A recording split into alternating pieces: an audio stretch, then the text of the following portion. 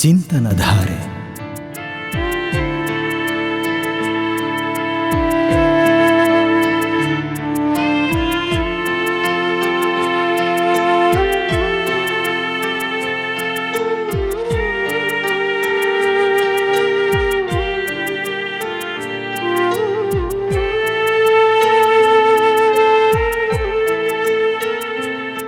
ಮನುಷ್ಯ ಜನ್ಮ 100 ವರ್ಷ ಬದುಕುವುದರಲ್ಲಿ ಸಾರ್ಥಕ ಆಗಲ್ಲ. ವ್ಯಕ್ತಿಯ ಬಾಳು ದೀರ್ಘವಾಗಿ ಬದುಕುವುದರಲ್ಲಿ ಸಾರ್ಥಕ ಆಗಲ್ಲ. ಯಾರಿಗಾಗಿ ನಾನು ಬದುಕಿದ್ದೇನೆ, ಯಾಕಾಗಿ ನಾನು ಬದುಕಿದ್ದೇನೆ, ಯಾವ ಸೇವೆಯನ್ನು ಮಾಡಿದ್ದೇನೆ ಎನ್ನುವ ನಿದರ್ಶನದ ಮೇಲೆ ನಮ್ಮ ಬದುಕು ಸಾರ್ಥಕವಾಗ್ತದೆ. ನಮ್ಮ ಬದುಕು ಪ್ರದರ್ಶನವಾಗಬಾರದು. ನಮ್ಮ ಬದುಕು ನಿದರ್ಶನವಾಗಬೇಕು, ದರ್ಶನವಾಗಬೇಕು. ಈ ಅರ್ಥದಲ್ಲೇನೆ ವಿಶ್ವಗುರು ಬಸವಣ್ಣನವರು ತಮ್ಮ ಸುಂದರ ವಚನದಲ್ಲಿ ಈ ಭಾವವನ್ನು ಅಭಿವ್ಯಕ್ತಿಗೊಳಿಸ್ತಾರೆ. ಲೇಸೆನಿಸಿಕೊಂಡು 5 ದಿನ ಬದುಕಿದಡೇನು, ಲೇಸೆನಿಸಿಕೊಂಡು 4 ದಿನ ಬದುಕಿದಡೇನು, ಲೇಸೆನಿಸಿಕೊಂಡು 3 ದಿನ ಬದುಕಿದಡೇನು, ಲೇಸೆನಿಸಿಕೊಂಡು 2 ದಿನ ಬದುಕಿದಡೇನು, ಕೂಡಲ ಸಂಘನ ಶರಣರ ವಚನದಲ್ಲಿ ಲೇಸೆನಿಸಿಕೊಂಡು 1 ದಿನ ಬದುಕಿದಡೇನು. ಬದುಕಿನ ಸಾರ್ಥಕತೆ ಕೇವಲ 24 ಗಂಟೆ ನಮ್ಮ ಬದುಕನ್ನು ಈ ಕಾರುಣ್ಯದಲ್ಲಿ, ಈ ಅಂತಃಕರಣದಲ್ಲಿ, ಈ ಜೀವಪರವಾದ ಚಿಂತನೆಯಲ್ಲಿ ಬದುಕೋದಿದೆಯಲ್ಲ, ಅದು 1 ದಿನದ ಬದುಕು ಅನ್ನುವಂಥದ್ದನ್ನು ಬಸವಣ್ಣನವರು ನಮಗೆ ಮನವರಿಕೆ ಮಾಡಿಕೊಡ್ತಾ ಇದ್ದಾರೆ. ನಾವು ಕೂಡ ಬದುಕ್ತಾ ಇದ್ದೇವೆ, ಸಂತರು ಶರಣರೂ ಕೂಡ ಬದುಕ್ತಾ ಇದ್ರು. ಆದರೆ ನಮ್ಮ ಬದುಕು ಹೇಗಿದೆ? ನಾವು ಆಸೆಗಾಗಿ ಬದುಕ್ತಾ ಇದ್ದೇವೆ, ನಾವು ಅಧಿಕಾರಕ್ಕಾಗಿ ಬದುಕ್ತಾ ಇದ್ದೇವೆ, ನಾವು ಜಾತಿ ಮತ ಕುಲಕ್ಕಾಗಿ ಬದುಕ್ತಾ ಇದ್ದೇವೆ. ಆದರೆ ಸಂತರು ಶರಣರು ಆಸೆಯನ್ನ ದಾಸರನ್ನಾಗಿ ಮಾಡ್ಕೊಂಡು ಬದುಕಿದ್ರು. ಇದೇ ನಮಗೂ ಅವರಿಗಿರುವ ವ್ಯತ್ಯಾಸ. ಯಾರು ಆಸೆಯನ್ನ ದಾಸರನ್ನಾಗಿಸ್ಕೊಳ್ತಾರೋ ಇಡೀ ಲೋಕ ಅವರಿಗೆ ದಾಸವಾಗ್ತದೆ. ಬಂದಿರುವುದು ಸತ್ಯ, ಹೋಗುವುದು ಕೂಡ ಸತ್ಯವೇ.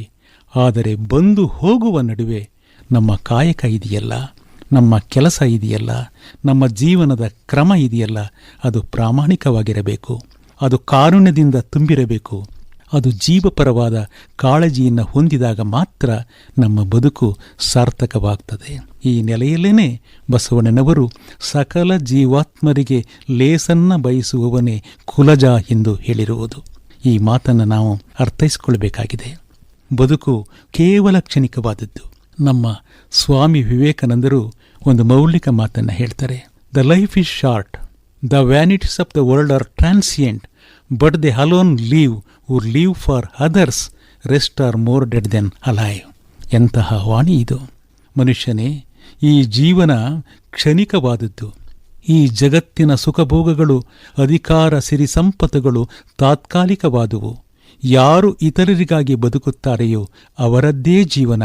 ಅವರು ಸತ್ತರೂ ಬದುಕಿರುತ್ತಾರೆ, ಉಳಿದವರು ಬದುಕಿ ಸತ್ತಿರುತ್ತಾರೆ. ಈ ಮಾತನ್ನು ನೋಡಿದಾಗ ಸತ್ತು ಬದುಕುವವರ ಸಾಲಿನಲ್ಲಿ ನಮ್ಮ ಬದುಕು ನಿಲ್ಲಬೇಕಾಗಿದೆ. ಈ ಅರ್ಥದಲ್ಲಿ ನಮ್ಮ ಸಂತರು ಶರಣರು, ಜಗತ್ತಿನ ಎಲ್ಲ ದಾರ್ಶನಿಕರು ನಮಗೆಲ್ಲ ಮಾನವೀಯ ಮೌಲ್ಯದ ಬದುಕನ್ನು ಕಟ್ಟಿಕೊಟ್ಟಂತಹ ದಾರಿಯನ್ನು ನಮಗೆ ನಿರ್ಮಿಸಿಕೊಟ್ಟಿದ್ದಾರೆ. ನಾವು ಹೆಜ್ಜೆ ಇಡಬೇಕಾಗಿದೆ ಅಷ್ಟೇ. ಈ ನೆಲೆಯಲ್ಲಿ ಅವರ ಹೆಜ್ಜೆಗಳಲ್ಲಿ ನಾವು ನಡೆದಾಗ ಮಾತ್ರ ಬದುಕು ಹಸಿರಿನ ಬಯಲಾಗುತ್ತದೆ. ಅದೇ ಜೀವನದ ಸಾರ್ಥಕತೆ ಅಂತ ಹೇಳ್ತಾ, ನಮ್ಮ ಸಾಧನಶೀಲ ಕವಿಗಳು, ಅನುಭಾವಿಗಳಾದ ಶ್ರೀಯುತ ಕೆ.ಸಿ. ಶಿವಪ್ಪ ಅವರು ತಮ್ಮ ಮುದ್ದುರಾಮನ ಚೌಪದಿಯಲ್ಲಿ ಒಂದು ಮೌಲಿಕ ಮಾತನ್ನು ಹೇಳ್ತಾರೆ. ಎನಿತು ಚೇತನ ಇಲ್ಲಿ ನಡೆದಾಡಿ ಸಂಭ್ರಮದಿ, ಬಿಟ್ಟು ಹೋಗಿವೆ ತಮ್ಮ ಹೆಜ್ಜೆ ಗುರುತುಗಳ. ಎನಿತು ಚೇತನ ಇಲ್ಲಿ ನಡೆದಾಡಿ ಸಂಭ್ರಮದಿ, ಬಿಟ್ಟು ಹೋಗಿವೆ ತಮ್ಮ ಹೆಜ್ಜೆ ಗುರುತುಗಳ. ಅದರಂತೆ ಬದುಕಿದರೆ ಬದುಕು ಹಸಿರಿನ ಬಯಲು, ನೆನೆ ದಿವ್ಯ ಆತ್ಮಗಳ ಮುದ್ದುರಾಮ, ನೆನೆ ದಿವ್ಯ ಆತ್ಮಗಳ ಮುದ್ದುರಾಮ.